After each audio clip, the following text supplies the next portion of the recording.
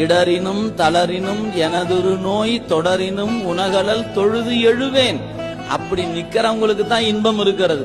இடறினாலும் தளறினாலும் உன்னை கும்பிட மாட்டேயா அப்படி நிக்கிறவனுக்கு இன்பம் இல்லை.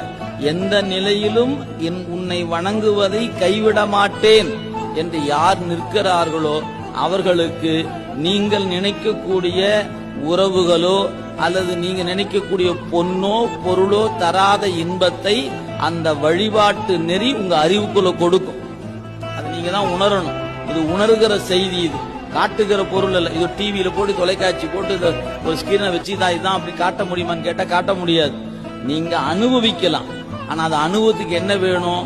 எந்த சூழலை கொண்டும் யாருக்காகவும் நம்ம எடுத்துக்கொண்ட வழிபாட்டை கைவிட்டு விடக்கூடாது அப்படின்ற உறுதி எடுத்துக்கொண்டால் லாபம் உங்களுக்கு.